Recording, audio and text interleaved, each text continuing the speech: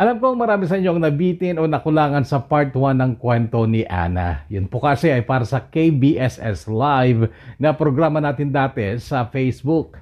Ang ibig sabihin po ng KBSS ay Kuya Bono Short Stories. Short stories, kaya po maiksi, kaya po nakulangan kayo.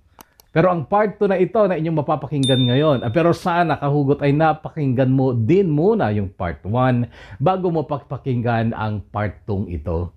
Na ang dating talaga ay pangkahugot TV na at alam kong makukontento naman kayo sa haba nito at sa content nito. Pero bago ang lahat kahugot, hayaan niyong batiin ko muna kayong lahat ng magandang oras, maging anuman ang iyong relihiyon, magandang umaga o magandang oras sa iyo kahugot. At sana ay hindi ako mali kapag sinabi ko na iisa ang ating Diyos at dapat ay igalang at respeto natin ang religious belief ng bawat isa sa atin. Connect ang sinabi kong ito sa kwento ng kahugot nating si Ana. Kaya inyo na pong pakinggan ang part 2 ng story ni Ana na hatid ng Kahugot TV, the Kahugot YouTube channel.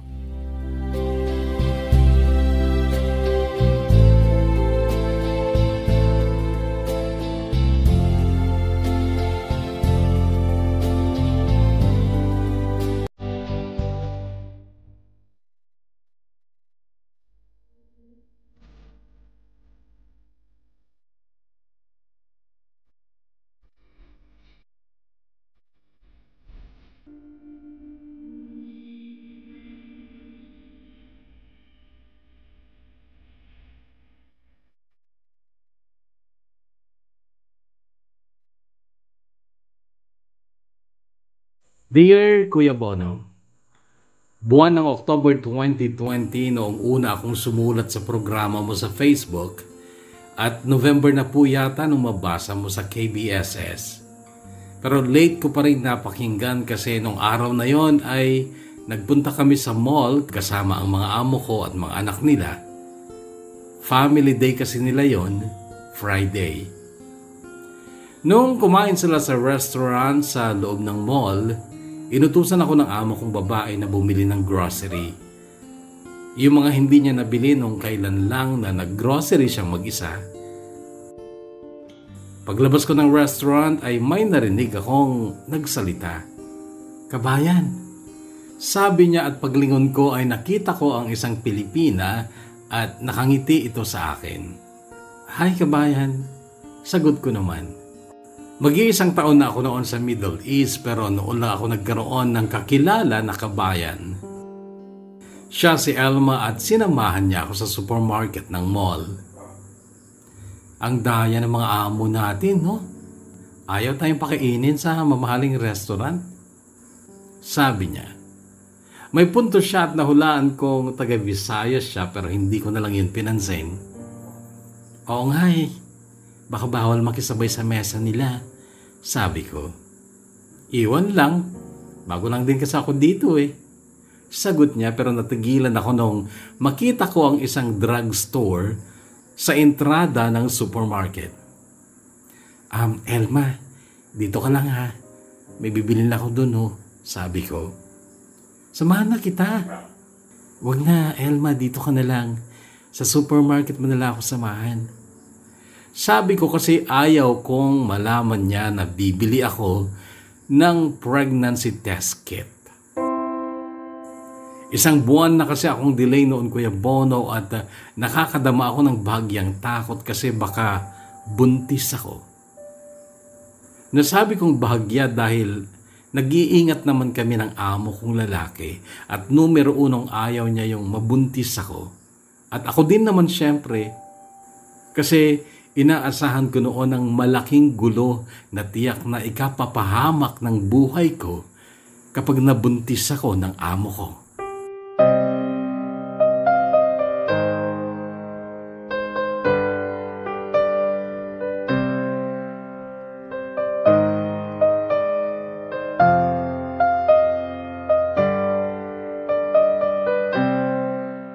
Unang test ko, positive agad.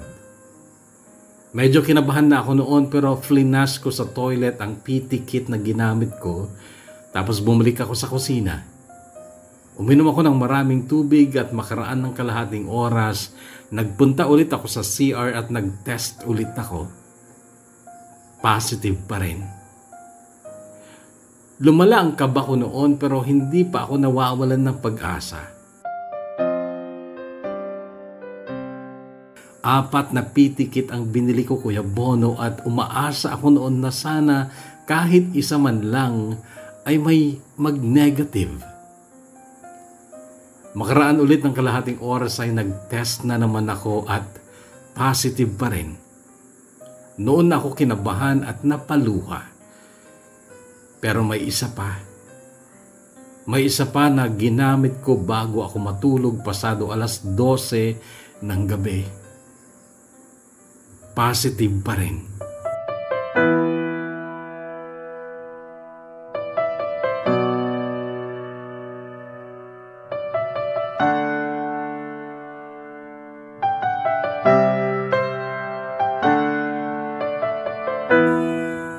Pero ang huling PT kit ay hindi ko flinash sa toilet at iyon ang ipapakita ko sa amo kong lalaki na kumatok sa kwarto ko noong pasado 1:00 ng madaling araw. Diretso sa akin at agad niya akong sinibasib ng halik kasabay ng paghubad niya ng damit ko pero tinulak ko siya. Nagtaka siya. Ako naman ay binuksan ko ang drawer ng side table ko at kinuha ko ang PT kit at pinakita ko sa kanya. Nanlaki ang mga dati ng malalaki niyang mata. "I'm pregnant," sabi ko. "What?" "I'm pregnant. Baby. Baby inside," sabi ko sabay tapik-tapik sa tiyan ko. Hindi kasi siya gaanong magaling mag-English, Kuya Bono, kaya't kailangan kong sabayan ng mostra ang mga sinasabi ko sa kanya. Noon ay nakita ko siyang naligalig. Pero mula noon ay dumalang na ang pagkakataong pasukin niya ako sa kwarto ko.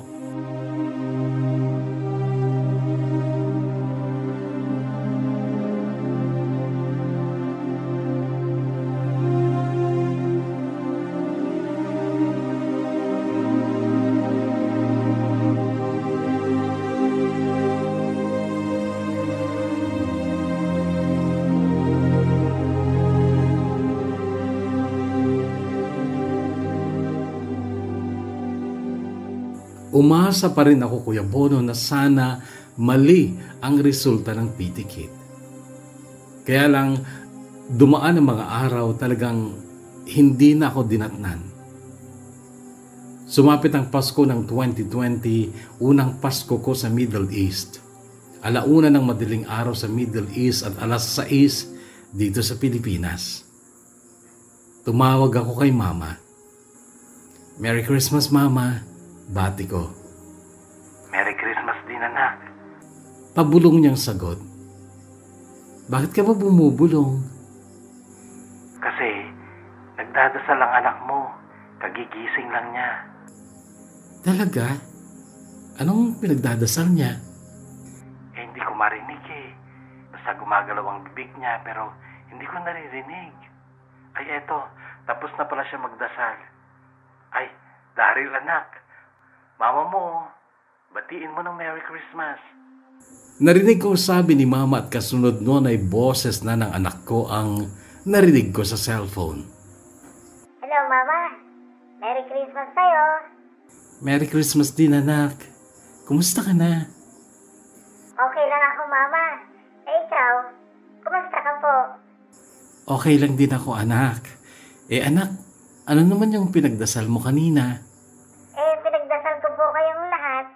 Si Lolo Etong, hindi na po makakita, kaya sabi ko po kay Lord na pagalingin niya ang mata ni Lolo Etong.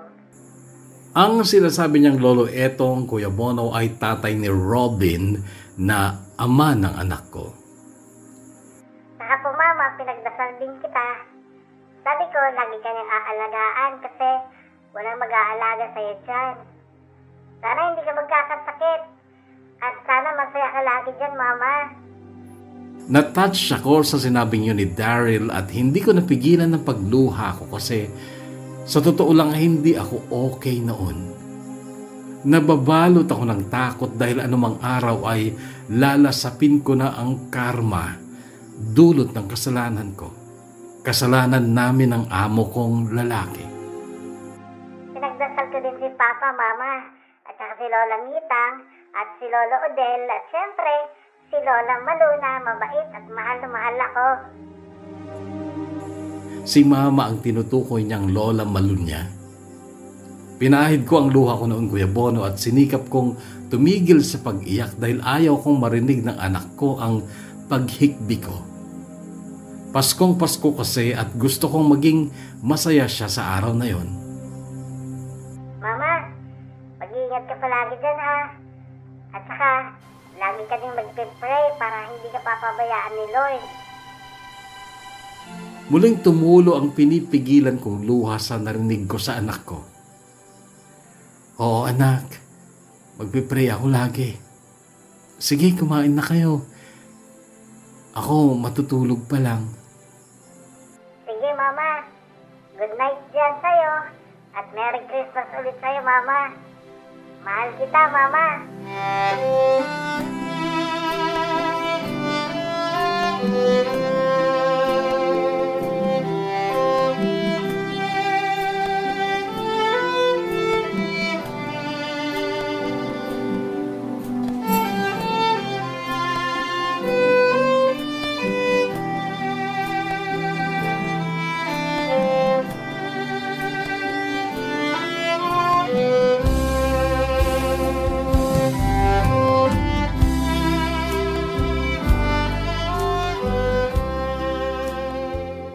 Nakahiga na ako sa kama ko nung madaling araw na yun ng Pasko pero walang tigil ang pagbalong ng luha ko.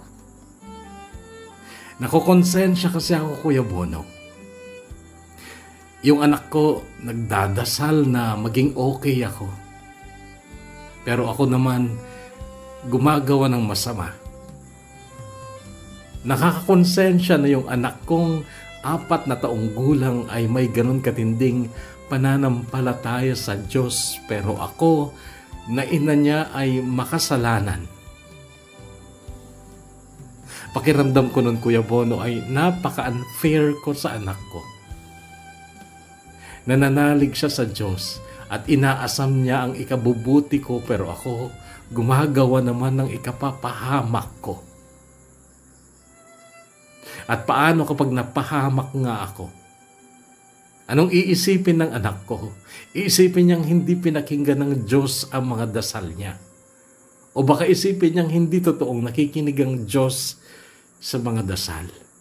Or worse, baka isipin niyang baka walang Diyos. At ayokong mangyari yun, Kuya Bono.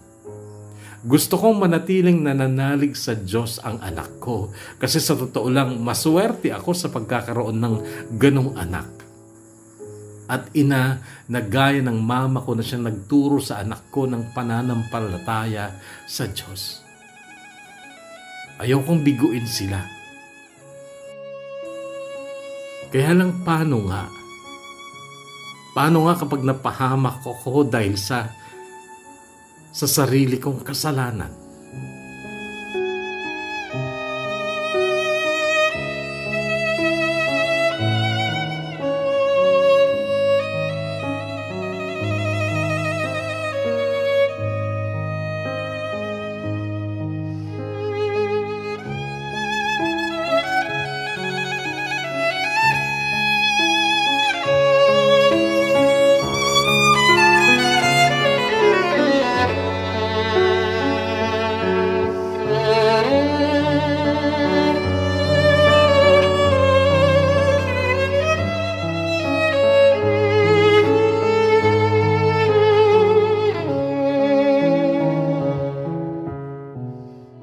Noong madaling araw pa rin yon nung Pasko ng 2020 ay hindi ako makatulog kahit pagod ang katawan ko sa maghapon hanggang sa gabing pagtatrabaho. Manaka-naka ang pag-iyak ko hanggang sa nagpasya akong magdasal din. Bumangon ako, bumaba ako ng kama at lumuhod sa sahig. Ipinatong ko ang magkasuklob kong palad sa ibabaw ng kama at pumikit ako para magdasal pero hindi ako makapagsimula. Diyos ko, yun pa lang ang nababanggit ko at wala akong masambit na ibang salita. Kahit sa isip ko, wala akong makapa na sasabihin ko. Idinilat ko ang mga mata ko at tumambad siyempre sa paningin ko ang kama. Ang kama kung saan namin nagagawa ng amo kong lalaki ang mga kasalanan namin.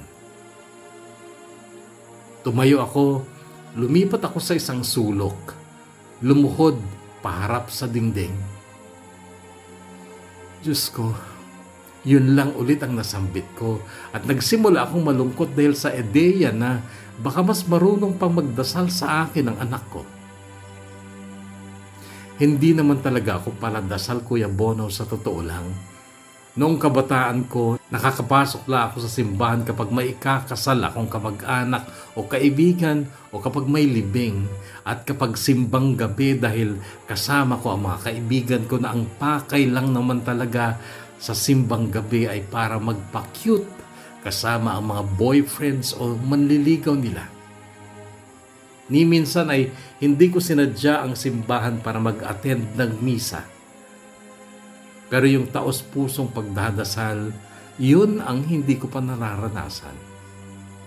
At kahit nung madaling araw na yun, ang nasambit ko lang ay, Diyos ko, patawarin mo ako.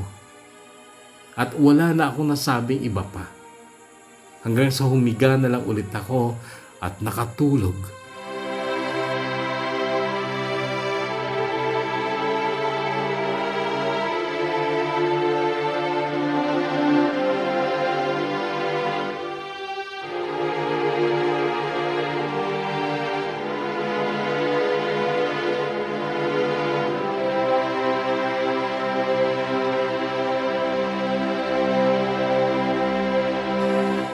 Third year high school na ako nung gumaling si Mama sa sakit niyang tuberculosis.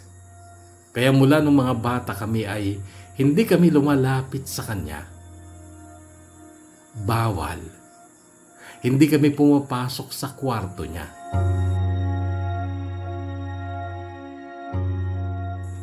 Pangatlo ako sa aming apat na magkakapatid, Kuya Bono. Si Ate Erica ang panganay. Maagang nag-asawa ng taga-Abra. Sumunod si Kuya Tembong na isang bakla at siya halos lahat ang gumagawa sa bahay namin noon, pati ang pag-aalaga kay Mama. Then ako, si Pasaway.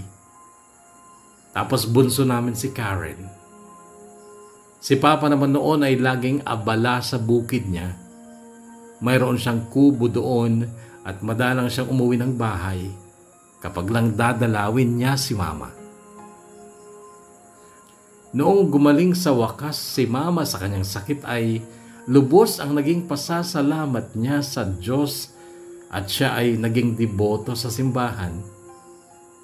Noon pa nga ay nagtangka siya na hawaan kami sa kanyang pananalig pero malalaki na kami noon, lalo na ako, nasarado ang isip sa mga ganong bagay noon. Kung meron man siyang na-impluwensyahan talaga sa kanyang pagiging maka-Diyos, ay ang anak ko lang na si Daryl. Pero noong mga panahong nagdudusa ako sa problemang kagagawan ko din sa Middle East ay wala naman akong mapagsabihan ng problema ko. Kaya nagtry akong magdasal at lumapit sa Diyos, ngunit naging napakahirap nun sa akin dahil tuwing magdadasal ako ay wala akong maramdaman. Sabi kasi nila, sasanib sa iyo ang banal na espiritu at iyon ang magbubukas ng isip at puso mo para makausap mo ang Diyos. Isang madaling araw may nabasa akong post sa Facebook. Biblical verse ito at ang sabi, "If my people who are called by my name humble themselves and pray and seek my face and turn from their wicked ways, then I will hear from heaven and will forgive their sins and heal their land." Chronicles chapter 7 verse 14. Noong madaling araw na yun, Kuya Bono, ay sinubukan ko ulit magdasal. At nagsisimula na akong umusal ng dalangin nang biglang bumukas ang pinto ng kwarto ko na nakalimutan ko palang ilak. Paglingon ko ay nakita ko ang amo kong lalaki na mabilis na pumasok. Nakatitig siya sa akin habang ako ay nakaluhod sa sahig. Wala siyang imik. Hanggang sa dahan-dahan siyang lumabas ng silid ko. Nagpatuloy ako sa magdadasal, ipinikit ko ang mga mata ko at inapuhap ko doon ang mukha ni Kristo at nagliwanag ito sa imahinasyon ko. Maliwanag na maliwanag at nagniningning ang kanyang mukha sa isipan ko at noon pakiramdam ko'y maari ko na siyang kausapin. Tumulo ang mga luha sa mata ko noong sambitin ko ang kanyang pangalan.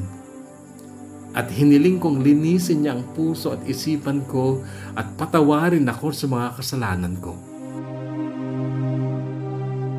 Lahat ng kasalanan ko, yung pakikiapid ko sa ama ko lalo na, pati ang mga kasalanan ko noong kabataan ko pa, maging ang pagpayag ko sa agency na pekehin nila ang edad ko para lang makapag-abroad ako. Pati yon inihingi ko ng kapatawaran sa Diyos. At ang luwag sa dibdib, Kuya Bono, na lahat ng kamalian ko at pagkakasala ay naamin ko sa Diyos at naihingi ko ng kapatawaran.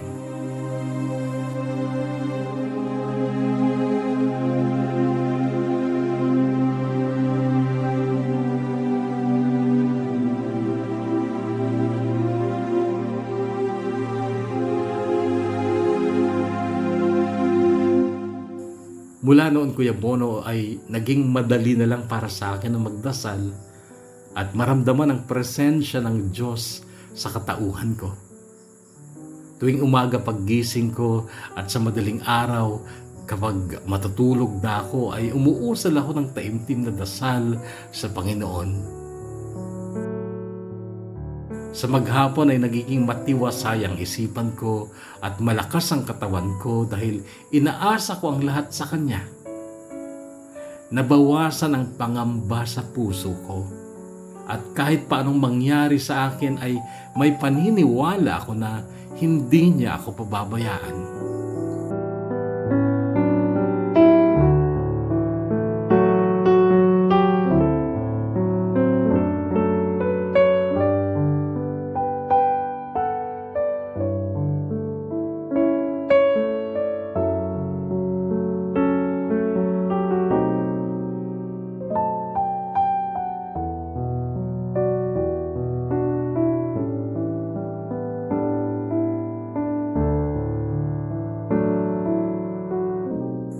Kaya lang, dumating ang isang araw, February 8, 2021, at bigla akong nagulantang at muli ay naghari ang takot at kawalan ng pag-asa sa katauhan ko.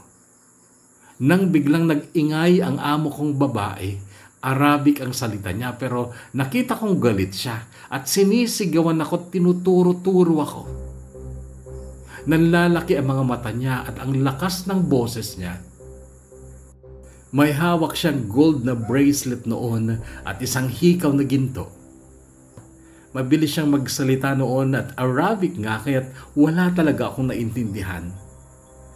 Hanggang sa lumapit sa amin ang amo kong lalaki. Tapos humarap ito sa akin at ang sabi niya, "Did you steal her jewelries?" No, sir. Ma'am, no, I did not steal anything. Sabi ko habang nanginginig ako sa nervyos. At ikinatakot ko ang pag-atake ng amo kong babae sa akin at isinampal niya sa akin ang kamay niyang may hawak na bracelet at ang sabi niya, This only in the box. Others, no more.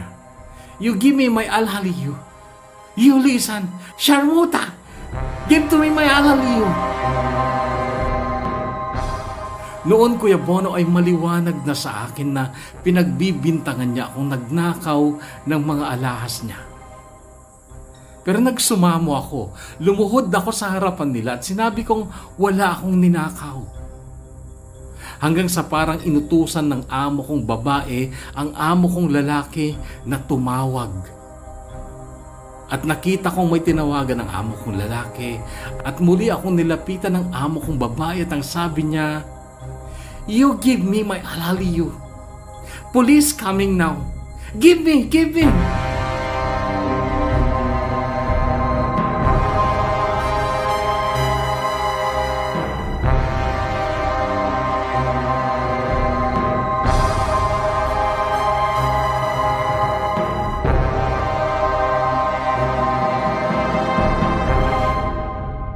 Dalawang pulis ang dumating, Kuya Bono, at noon na ako takot na takot. Pero nagawa ko pa rin magdasal ulit kasi dati naman akong nakaluhod sa sahig. Diyos ko, tulungan mo ako. Tulungan mo po ako. Tulungan mo po ako, Diyos ko. Ito lang ang paulit-ulit kong sinasambit, Kuya Bono. Nag-usap-usap muna mga pulis at mga amo ko. Galit na galit pa rin sa akin ang amo kong babae noon hanggang sa lapitan ako ng isang pulis. Inutusan niya akong tumayo kasi hanggang noon ay nakaluhod ako. "Sir, I did not steal anything. Please believe me." Pagsusumamo kong sabi pero pinosasan pa rin niya ako. Noon na ako umiyak, Kuya Bono, at nanlalabo ang mga mata ko sa luha noong akayin ako ng isang pulis palabas ng bahay.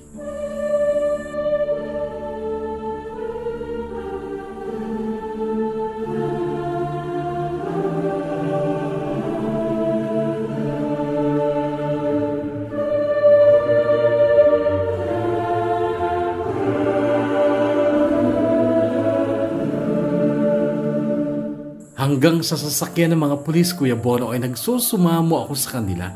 Nagmamakaawa ako pero hindi nila akong pinapakinggan. Minsan lang nagsalita ang isang pulis at ang sabi niya, "Quiet please, quiet." Hanggang sa huminto kami sa harap ng isang bahay sa masikip na kalsada. Nagtaka ako noon dahil bakit hindi sa police station nila ako dinala. Hanggang sa lalo pa akong natakot dahil sa isip ko ay gagahasain nila ako. "Sir, please, don't do me any harm," sabi ko habang umiiyak. "Please, quiet," sabi ulit ng isang pulis dahil nakadikit sa tenga niya ang kanyang cellphone noon. At may tatawagan siya. Maya-maya pa'y bumukas ang bakal na pinto ng bahay sa tapat namin. Isang lalaki at isang babae ang lumabas. "Go," sabi sa akin ng isang pulis. Natigilan ako noon. Ang tanong ng isip ko noon, bakit inuutusan niya akong lumabas ng sasakyan? "Here, take this," sabi ng isang pulis sabay abot sa akin ng isang malaking sobreng kulay puti. Noon ay nagsalamalaikum ang lalaking galing sa bahay na sa tingin ko ay isa ding kabayan. Yung babae ay hindi ko makita dahil mata lang niya ang nakalitaw noon pero nahulaan kong kabayan din siya dahil hindi naman malaki ang mga mata niya. "Go now." Medyo malakas ang boses ng isang pulis na pag-utos sa akin na lumabas na ng sasakyan kaya nagmadali naman akong bumaba. Taban sa kamay ko ang sobre. Hinawakan ako ng babae at inakay niya ako papasok sa bahay nila. Base sa kanyang mga mata ay alam kong nakangiti siya sa akin at ang sabi niya, "Maswerte ka, mabait ang amo mo." Nagtaka ako noon sa sinabi niyang yun, Kuya Bono. Pero ang nangyaring ito, kabayan, ay huwag na huwag mo ikukwento sa ibang taga dito. Baka hindi ka matuloy sa pag-uwi mo. Nagtaka ulit ako sa sinabi niyang yon. Noon ay binuksan ko ang sobre, Kuya Bono, kahit nanginginig pa rin ang kamay ko. At noon na muling nahulog ang mga luha ko. Napahagulgul ako sa harap ng babaeng kabayan noong makita ko na ang laman ng sobre ay ang passport ko. tiket sa eroplano at pera.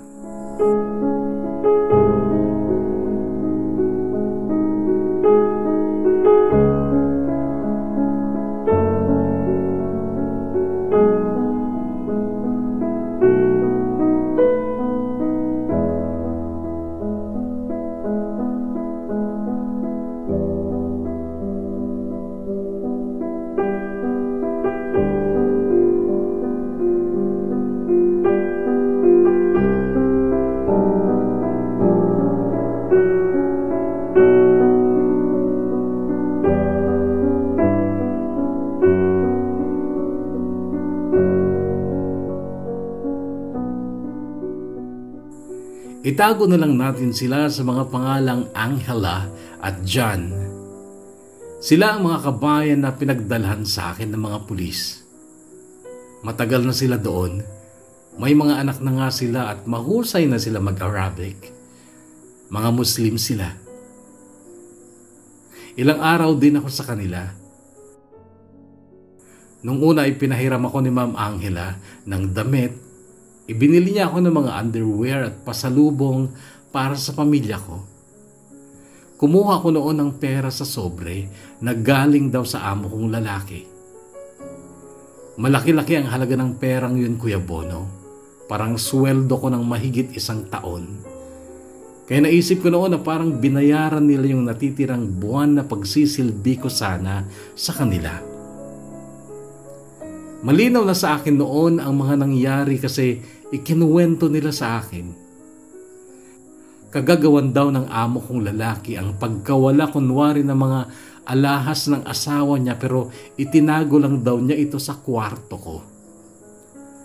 Palalabasin daw niyang kinuha ko nga ang mga ito. Pero makikita din nila mga alahas doon kapag nakauwi na ako. Mga kaibigan din daw ng amo kong lalaki yung 2 pulis na dumating. At kakutsaba niya mga ito para makauwi ako at para hindi lumaki ang tiyan ko doon. Makaraan ng 1 linggo ay hinatid nila ako sa airport. Ang sabi ni Ma'am Angela, yung pera, Ana, na binigay ng amo mo ay para sa dinadala mo. Gusto niyang isilang mo yan. At kapag kailangan mo daw ng pera para sa bata, tawagan mo lang ako at ako ang hihingi sa tatay ng magiging anak mo.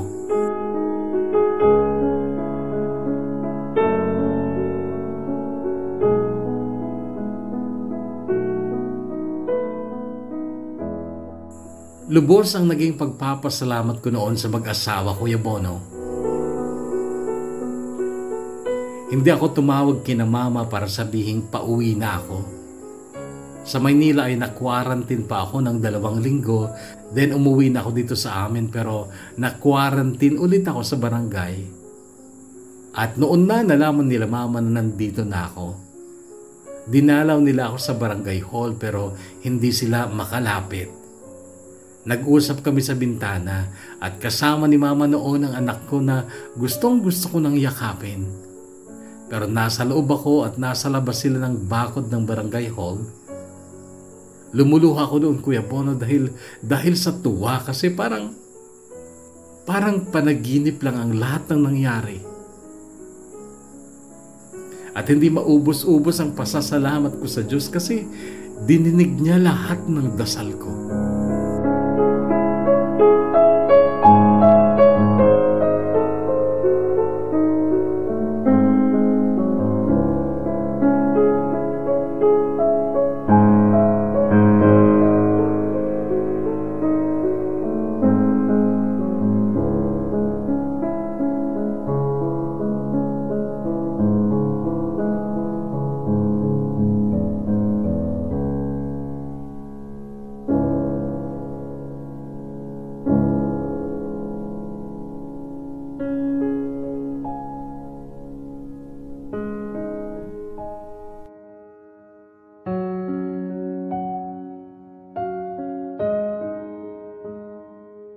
Nayakap ko ng buong higpit ang anak ko noong nandito na ako sa bahay at ang dami niyang kwento sa akin, lalo na tungkol sa papa niya, si Robin. Dapat na kay Papa ako ngayon, Mama kasi magbibenta kami ng baboy. Baboy? Kaninong baboy? Baboy niya. Marami siyang baboy, Mama. Madaming. Madaming malalaki, madaming maliliit. Talaga? Sa kanya ba yon? Sa amin, Mama. Tumutulong din ako sa pagpapakain At saka manok din, Mama. Madami din. Hindi mo mabilang, Mama. Wow! Ang dami na palang pera ng Papa Robin mo. Opo, Mama. Nilalagay po niya sa bangko. Kasama niya ako lagi kapag nagdadala siya ng pera sa bangko. Tapos kakain kami sa Jollibee. Napapangiti na lang ako noon sa kwento ng anak ko, Kuya Bono. Hindi ko alam na ang dami palang nangyayari sa kanila ni Robin na hindi ko alam. Mama, bukas punta tayo kay Papa, ha? Hindi pa ako pwedeng lumabas, anak. Bakit, Mama? Kasi nga, di ba, galing ako sa ibang bansa. Baka isipin ng mga tao na may COVID ako. Ganito ang naging palusot ko sa anak ko, Kuya Bono, kasi hindi ko pwedeng sabihin sa kanya na hindi ko kayang makipagkita sa ama niya. Wala ka namang COVID, Mama Kasi pinag-pray ko kay God na hindi ka magkaka-COVID. Oo, wala akong COVID, anak, pero yung ibang tao nga, baka isipin nilang meron. Sige. Ako na lang ang pupunta kay Papa bukas, Mama. Paano ka pupunta doon? Susunduin ka ba niya dito? Opo, bukas po. Okay. Sagot ko na lang sabay yakap ulit sa anak ko. At muli, sa isip ko ay nagpasalamat muli ako sa Diyos sa lahat ng kabutihan niya sa akin.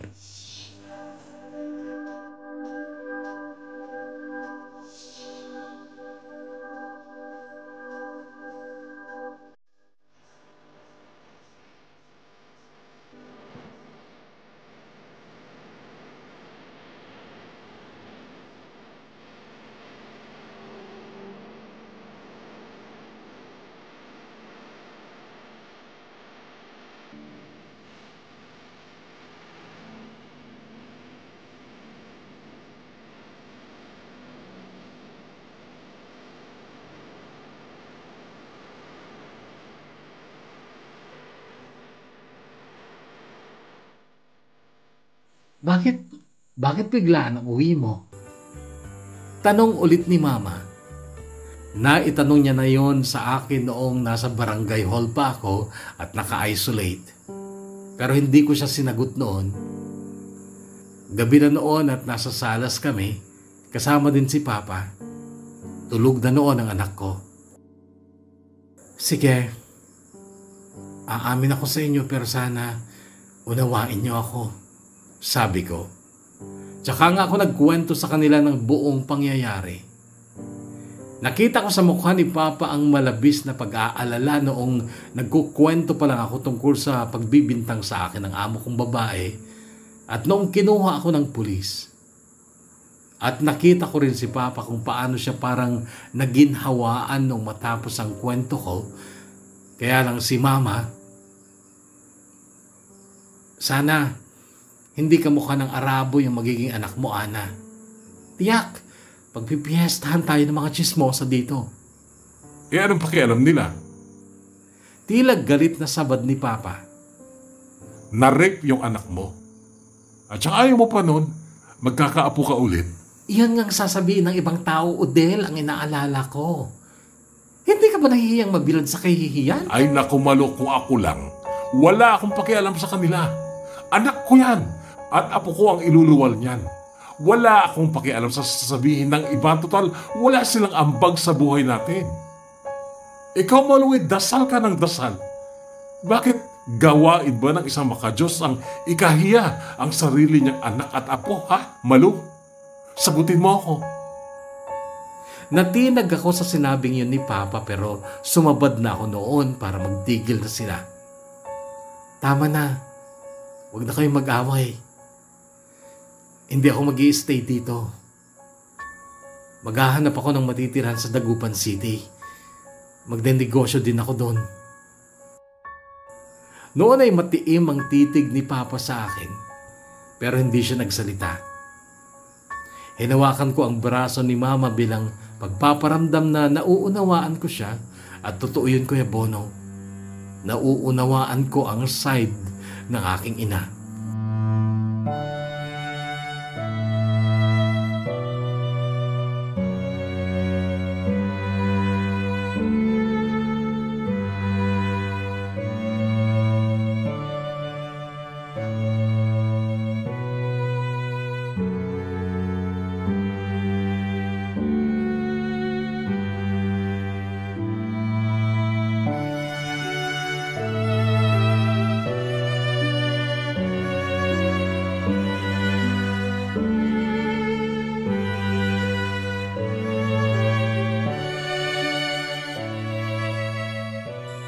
Nakahanap ako ng maayos na apartment sa Dagupan.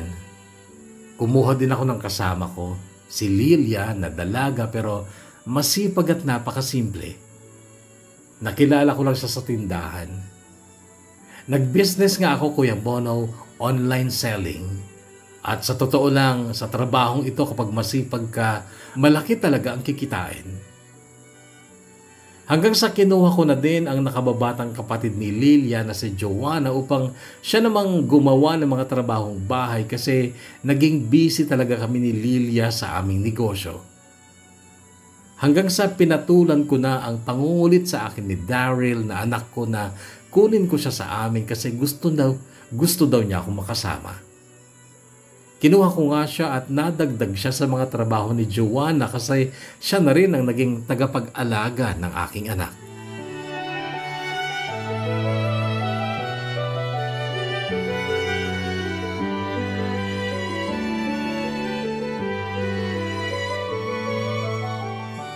March 28, taong kasalukuyan noong dumating si Mama sa apartment namin sa Dagupan. Pero hindi nag-iisa si Mama. May kasama siya. Si Robin. Nagkatitigan kami ni Robin noon. Hindi ko mailarawan ang mukha niya. Wala siyang ngiti, pero hindi naman nakasimangot. Pero hindi siya tumingin sa akin ng matagal.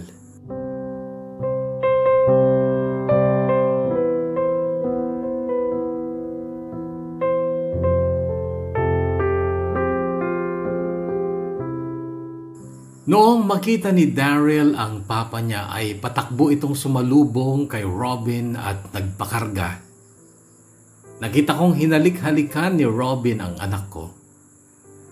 Noon naman ay patalilis akong umakyat at dumiretso sa kabilang kwarto sa taas na siyang ginawa naming office at stock room ng mga paninda namin ni Lilia. Wala si Lilia noon kasi nag-deliver. Kasama niya ang kanyang boyfriend na si Elmer na siya naming binabayaran tuwing may i-deliver si Lilia.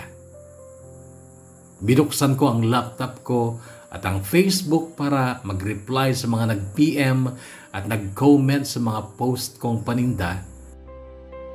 Pero hindi ako makapag-concentrate. Na kay Robin ang isipan ko. Mahal ko pa siya. Naamin ko sa sarili ko at iyon ang dahilan ng biglang pagtulo ng luha sa mata ko. Ang tagal din naming hindi nagkita. At oo, miss na miss ko siya. Tapos bumalik sa alaala ko ang mga sandaling magkasama kami sa lumang bahay ni Tito Carlos sa tabi ng bukid noong kapwa kami 16 o 17 years old pa lang. Noong napilitan siyang makisama sa akin dahil sa takot niya sa mga angkal kong pulis. Noong mga panahong yun, ako mas lalong nahuhulog kay Robin kahit na siya ay parang diring-diri naman sa akin. Pero habang umiiwas siya sa akin noon, ako naman ay nahuhumaling lalo sa kanya. At dagdag pasakit yun sa dibdib ko dahil kasama ko siya sa iisang bahay ngunit halos hindi kami nag-uusap. At hindi rin kami magkatabi sa higaan. May mahal siyang iba noon. At napilitan lang siya makipag-break doon dahil sa akin at sa mga uncle kong pulis. Sa totoo lang, umasa ako noon na matututunan niya akong mahalin at sisipingan niya ako gabi-gabi gaya ng pagsiping niya sa akin nung gabing lasing kami na pinalabas na rape ni Uncle Carlos kaya naipit si Robin at nagpasya ang pamilya niya na tuluyan na lang niya ako para walang gulo. Hindi ko gustong maipit si Robin dahil sa nagawa niya sa akin kasi gusto ko din naman talaga yung nangyari kasi nga matagal ko na siyang crush. Kaya lang pareho pa kaming bata noon. 16 ako, 17 siya. At nakialam nga mga uncle kong pulis kaya't naging sunod-sunuran na lang kami sa gusto nila. Na sa totoo lang ay nagustuhan ko na din noong una kasi imagine mo, asawa ko na ang dati kong crush. Kaya lang yun nga, hindi niya ako mahal. At dala lang siguro ng espiritu ng alak kaya nagawa niya akong pagsamantalahan nung gabing yun. Kaya lang, ilang taon na din ang lumipas mula noon. 5 taon na halos, pero mahal ko pa rin siya. Oo, saglit kong inibig ang amo kong lalaki pero nawala din agad yon. At si Robin pa rin ang naiwan sa puso ko. Mahal na mahal ko pa rin siya. Mahal na mahal pero dahil may iniingatan ako sa sinapupunan ko na alam kong uumbok sa mga susunod na mga araw ay lalong dapat kong pigilan ang sarili ko na tuluyang mahalin si Robin. Alam kong walang kapag-apag-asa kasi noon nga na malinis pa ako ay hindi niya ako nagawang mahalin at pahalagahan. Ngayon pa kayang magbubuntis ako sa batang hindi siya ang may gawa. Malabo. Kaya sabi ko noon sa sarili ko, tama na ang ilusyon, Ana. Si Robin ay hindi talaga para sa akin. At ang namagitan sa amin ay gaya lang din ng marami pang iba na pinagtagpo pero hindi tinadhana. I know you told your friend you're not okay, and tell me what's wrong and why you never said you felt that way. And guess you're trying to stay strong and fake a smile until I look away. But I've known you too long, it hurts to watch your blue eyes fade to gray as you fade away. As you fade away. Yeah, I'm about to fade away, 'cause every time I wake up I feel like it's Monday. Something's going wrong with all the chemicals up in my brain. All of a sudden I don't look at anything the same way. Got a build up of my thoughts sitting in an ashtray. I'm sorry that I'm so inconvenient, okay. Just let me be me and I'll stay out of your way. I can see the way you look at me, I'm such a disgrace. I never really asked to be brought into this place. You wanna love me? Well then baby I have a taste. All the highs and the lows, no you'll never be the same. I don't really wanna hurt you but I can't control the pain. If you're sticking by my side, maybe we could be okay. Okay, maybe you could be the change I need today. I promise that I've never felt this way. I really hope that you will choose to stay through all the pain. I know you told your friend you're not okay, and tell me what's wrong and why you never said you felt that way. And guess you're trying to stay strong and fake a smile until I look away. But I've known you too long, it hurts to watch your blue eyes fade to gray as you fade away. As you fade away.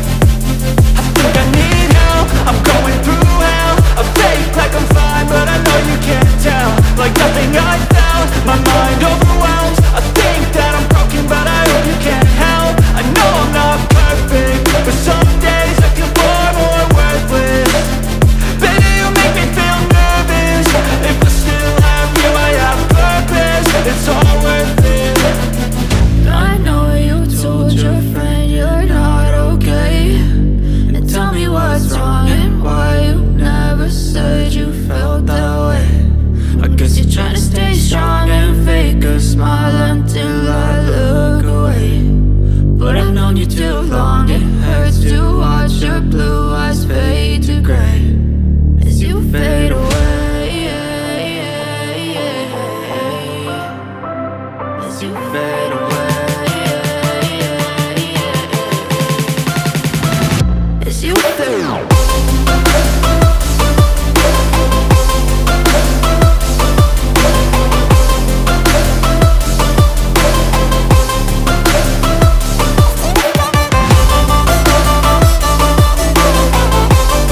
Kuya Bonong, nagsisipag ako para sa kinabukasan ng anak ko kahit na naging mahirap noon ang aking business, lalo na sa delivery kasi mahigpit ang mga pulis sa kalsada. Mabuti na lang at pumayag ang LBC na pick upin sa apartment ang mga shippings ko, kaya kahit papano ay nakakabenta pa rin kami ni Lilia. April 26, 2021 ay kinukulit ako ni Daryl na uuwi daw kami sa amin kasi miss niya na ang kanyang lolo Odell at ang mga kalaro niya. Wala kasi talaga siyang kalaro sa apartment. Tinawagan ko si Papa noon at sinundo nga niya si Daryl. April 28 ng gabi, katatapos kong maligo, si Lilia ay nagpaalam na iidlip muna saglit pero gigising din daw siya kasi marami pa kaming gagawin. So ako ang umupo ulit sa harap ng laptop nang marinig kong may kumakatok sa baba. Pasado alas 9 yon ng gabi. Bumaba ako at binuksan ko nga ang pinto at ikinagulat ko ang makita si Robin. Nagkatitigan kami, pareho kaming walang imik. Hanggang sa ako ang unang nagsalita. Nasa atin si Daryl, hindi mo ba alam? Alam ko. Duman ako dun kanina. Ba't nandito ka? Tanong ko habang nakatitig ako sa gwapo niyang mukha. Hindi niya ako sinagot ng salita. Ang ginawa niya ay bigla niya akong hinalikan sa mga labi ko. At napakaburusko ng halik na yon. Nung una ay ikinagulat ko kaya't nakadilat ang mga mata ko habang sakmal niya ang mga labi ko. Pero nung tumagal ay natangay na rin ako at gumanti na rin sa maalab na halik na yon.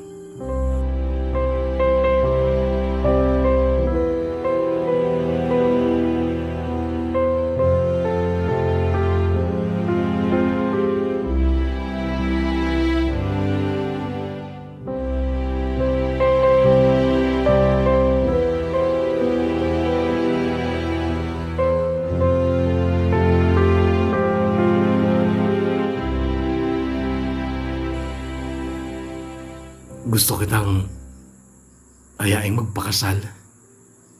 Sabi niya nung matapos kaming maghalikan. Bakit? Tsaka, di ba kasal na tayo? Nagawa kong itanong pero may pagtataka sa corner ng isipan ko na parang hindi ako makapaniwala. Naamoy ko ang bibig niya, amoy alak. Pero parang hindi naman siya lasing, kaya lang, lasing ka ba? Yung totoong kasal, Ana, yun ang gusto ko. Bakit? Peke ba yung kasal natin? Ewan ko, di ko alam. Mga bata pa tayo noon. At alam nating dalawa na napilitan lang tayo magsama noon. Pero ngayon, ako, sure ako na gusto kitang pakasalan, Ana. Madamdamin niyang sabi at nakatitig ako sa mga mata niya noon at alam kong seryoso siya. Samantalang ako ay ginapangan na ng takot at pag-aalinlangan. Ana, magpakasal tayo ulit. Hindi. Ayoko, Robin.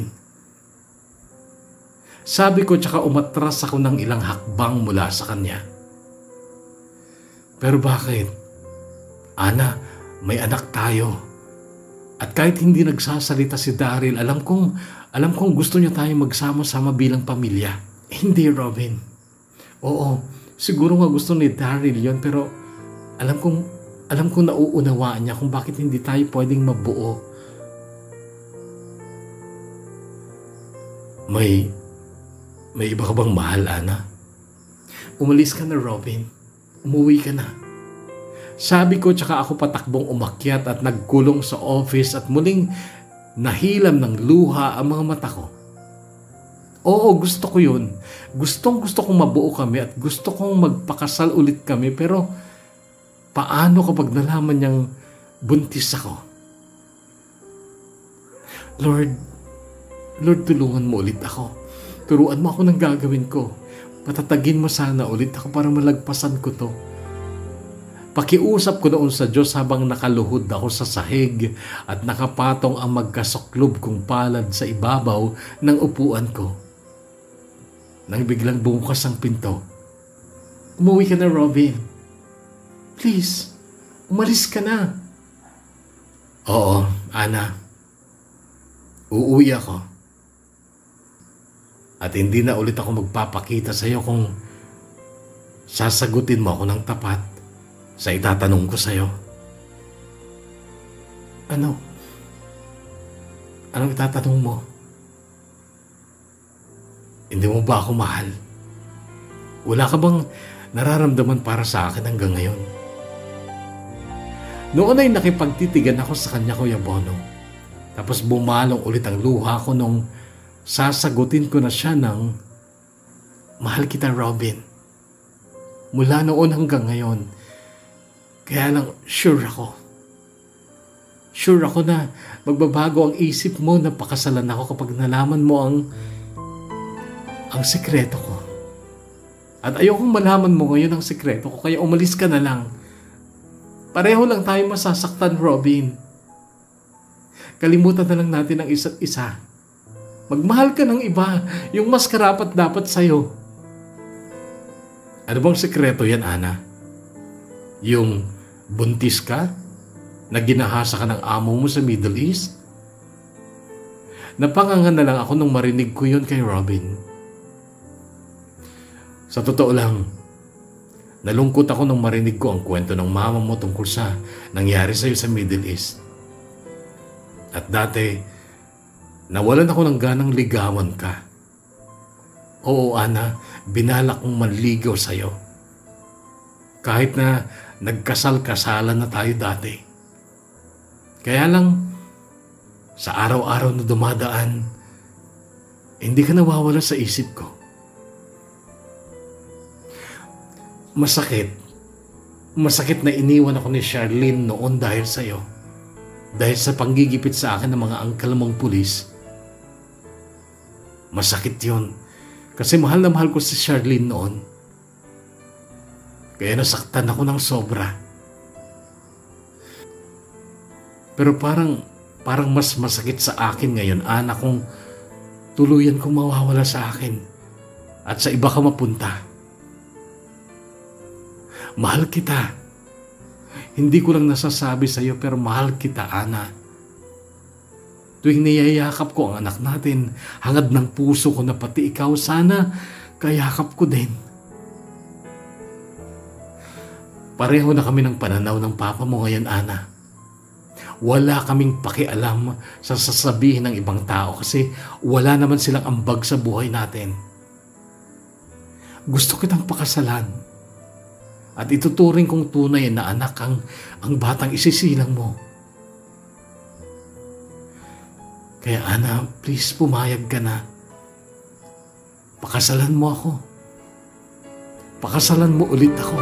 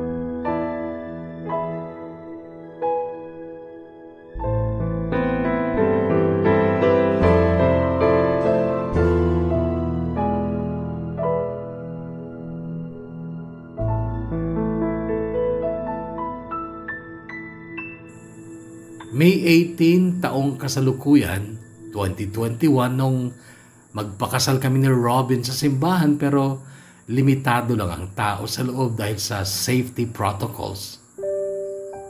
Noon sa simbahan, yun na ang huling pagluha ko ng sobra. Pero yun ay luha ng kaligayahan.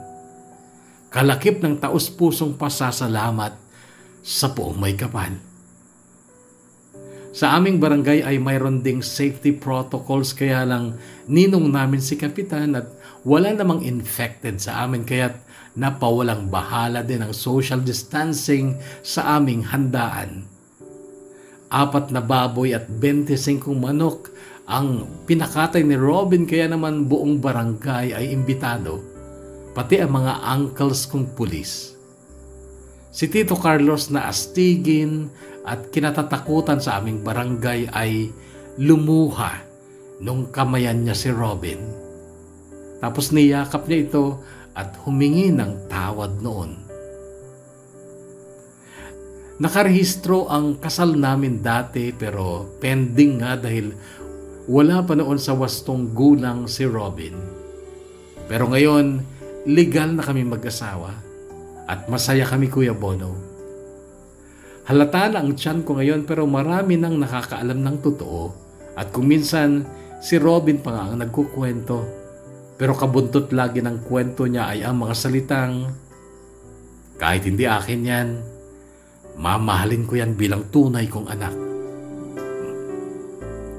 Sa ngayon ay nagbalik ang lockdown at natrap ako dito sa amin, sa bahay ng magulang ko. Dito rin nakatira si Robin at kasalukuyan siyang nagpapatayo ng bahay namin sa tabi ng bahay nila. Paminsan-minsan ay nakakapunta kami sa Dagupan para dalawin sina Lilia doon na siya ngayong mag-isang umaasikaso sa aming negosyo. 50-50 na kasi kami ngayon ni Lilia. Hindi na siya swelduhan ngayon kasi partner na kami sa business. Masipag siya, Kuya Bono. Ganon din si Elmer na boyfriend niya, na siyang delivery boy namin sa mga orders within Dagupan and nearby towns. Masaya kami ni Robin, Kuya Bono, at nananalig ako sa Diyos na gagabayan niya kami bilang mag-asawa. Hanggang dito na lang ang kwentong ito ng buhay at pag-ibig ko, Kuya Bono, at sana ay makapag-iwan ito ng aral at inspirasyon sa lahat. Matuto po tayo magpatawad para patawarin din tayo ng ating lumikha. Gaya ng sinasabi sa Mark chapter 11 verse 25. And when you stand praying, if you hold anything against anyone, forgive them, so that your Father in heaven may forgive your sins. Ganon din ang Isaiah chapter 1 verse 18. Come now, let us settle the matter, says the Lord. Though your sins are like scarlet, they shall be as white as snow. Though they are red as crimson, they shall be like wool. Hindi pa po huli para magbago at magbalik loob sa Diyos sa mga kagaya kong nagkasala noon. Maniwala po kayo sa akin. Nagpapatawad po ang Panginoon at muli niya tayong iibigin kapag nagbalik loob tayo sa Kanya at ialay natin ang ating buong buhay at kaluluwa sa Kanya. Lubos na gumagalang at nagpapasalamat, Ana.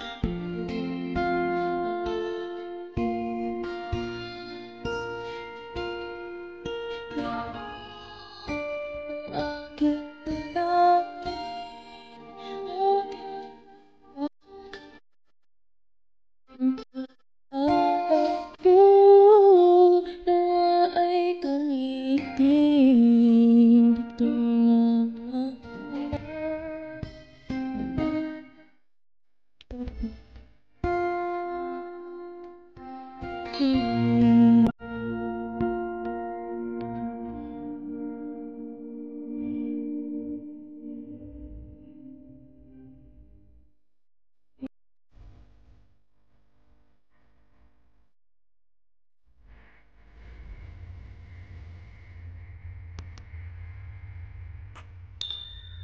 nakakabagbag damdamin ang awiting yan, Kahugot. Pasok na pasok sa akin. Tanging alay. Anyway, sa atin muna mga shoutout. Ang mga shoutout na ito ay mula sa mga nag-comment sa part 1 ng story ni Ana. At eto na sila. Happy birthday to L.A. Antonio of San Jose, San Pablo, Isabela. I guess that's today, September 16. Happy birthday to L.A. And shout out to Mylene of Hong Kong. Ganoon din kay Melby Ginucod of Bangad, Santa Maria, Isabela. Shout out also to Margie Tumbali of Hong Kong. Ganoon din kay Michael Canieta, Justice Dimal, Riniel Bilosa, at sa Mr. ko na si Oliver John Tupas from Verlin of Semirara Island, Kaluya, Antique. Hi also and shout out to MBU family of Santiago City from Cherry Lane, Magbanwa. Shoutout also to Mark Angelo of Vizcaya at sa jowa niya. Shoutout din sa kahugot natin si Abby and Mel of Pasig City from Mandimore. At sa lahat ng massage therapies ng Nuat Tay Solano from Silene Jane Rumoir. Shoutout also to Vince Villanueva of Taiwan. Ganun din kay Search Zel Dayag. And also to King Airol Española Poblacion Luna Apaya from your wife Shane Pearl Lay Sales. Shoutout also to Jeneline Mangulad of Hong Kong. Ganun din kay JB Fronda of Lasam, Cagayan. At kay Boss Julius Utom of Palcatuao, Cagayan. Hi sa'yo. Ganun din kay Eliza May Garcia of Santa Marcela, Apayao. Shoutout also to Aquino family in Isabela, especially to my father Joseph Aquino. Tatay, I love you from your loving anak, Julina. Shout out to all the people of Romualdez Rizal Kalinga from Len Kureg of Guangzhou, China. Shout out then kay Rosalinda Basco of Antagan First Tumawini, Isabela. Also to Richmond Lactawan, ganun din sa Argonza family of Isabela from Crisette Argonza. Muneth Balacanao of Oman, ganun din kay Alden Pedro of Taipei, Taiwan. Shout out to Mark Verdadero of Holy Friday, Malig, Isabela. Ganun din kay Teacher Giliar of Gataran. Shout out to Ivy. Also to Adora Raimundo of Saudi Arabia. And to Mom Grace and Boss Sherwin Ablao of Ilocos. Shout out sa inyong dalawa. And to Hyacinth, eto na Hyacinth, na shout out ka na. At sa mga hindi pa po na shout out, agahan po sa susunod ang mag-comment sa comment section ng bawat kwento. Siyempre, kapag nag-shoutout ka dito sa kwento ng Kahugot TV, masya-shoutout ka sa susunod na upload ng Kahugot TV. At balik tayo sa iyo, Kahugot na Ana. Talagang heartfelt ang kwento mo. Kinabahan din ako, naramdaman ko rin yung bagabag ng damdamin sa mga bahagi ng kwento mong ikaw ay nanganganib. At na-relief din ako nung wala naman palang masayang nangyari sa iyo. At dahil dyan, sa iyong pananampalataya. Maraming salamat sapagkat natutunan mo ang taus-puso at taimtim na magdasal. Thank you so much. You are such a gifted woman for having a child like your son, Daryl.